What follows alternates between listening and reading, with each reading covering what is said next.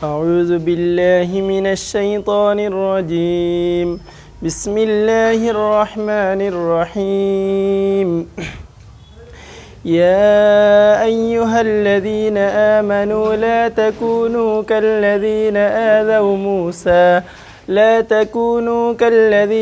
آذوا موسى فبرأه الله مما قالوا وكان عند الله وجيها يا أيها الذين آمنوا اتقوا الله وقولوا قولا سديدا يصلح لكم أعمالكم ويغفر لكم ذنوبكم ومن يطع الله ورسوله فقد فاز فوزا عظيما আমি রমজান মাহৰ সকলোকে ৰমজানৰ শুভেচ্ছা জনাইছোঁ।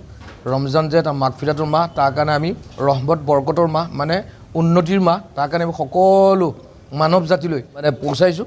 আৰু লগতে ৰমজানৰ 10 দিনৰ আগৰ পৰা যিটো আৰবী শ্বাবান মাহ বুলি কয়, শ্বাবান মাহৰ 20 তাৰিখৰ পৰা একে গোটেই ৰমজান মাহ লৈ খানকা, এইটো আমাৰ হজৰত মুহাম্মদ সাল্লাল্লাহু আলাইহি সাল্লামৰ দিনৰ পৰা চলি আহিছে 40 দিনীয়া খানকা। এনে উৰ্দু ফাৰ্চীত এইটো চিল্লা বুলি কয়, কিন্তু ইয়াত একমাত্ৰ হৈছে আমাৰ পবিত্ৰ ৰমজান মাহটো আমাৰ খুব পুণ্য মাহ। ইয়াত আমি খুব বেছি মানে আমি ইবাদত কৰোঁ আৰু আল্লাহৰ তপস্যাৰ কাৰণে মানে ভালেমান কেইজন লোক আমাৰ এটা কাপত বহে। তেওঁলোকে তপস্যা ইবাদত আল্লাহৰ ধ্যানত থাকে আৰু 40টা ৰোজা ৰাখে। তেওঁলোকে প্ৰায় সকলো সময়তে ইবাদতে মছগুল থাকে আৰু সেইখিনি যোগান ধৰিবৰ কাৰণে আমাৰ কমিটি মানুহে আৰু এই অঞ্চলৰ নামটি চাৰিআলি গোটেই অঞ্চলৰ মানুহে যথেষ্টখিনি সহায় কৰিছে। আমাৰ একমাত্ৰ উদ্দেশ্য হ'ল গোটেই বিশ্বত যাতে কেনেকৈ আমাৰ শান্তি থাকে, আমাৰ প্ৰত্যেকজন মানুহৰ মাজত যাতে শান্তি আহে, চাহে হিন্দু হওক, চাহে মুছলমান হওক, চাহে জৈন হওক, চাহে খ্ৰীষ্টান হওক, প্ৰত্যেকজন ব্যক্তি শান্তিত থাকিব লাগে। শান্তিত থকা, কাৰণ আমাৰ ধৰ্মটো হৈছে শান্তি, ইছলাম মানে শান্তি। গতিকে আমি শান্তি বিচাৰি আমি আমাৰ কমিটিৰ তৰফৰ পৰা আজি 25 বছৰে ধৰি এই খানকাটো আমি আয়োজন কৰি আছোঁ। ইয়াত বহুত বুজুৰ্গসকলে, বহুত মুৰব্বী টাইপৰ মানুহ মানে বয়সস্থ মানুহবিলাকে আহি ইয়াত 40 দিন ধৰি আল্লাহৰ ইবাদত কৰি থাকে।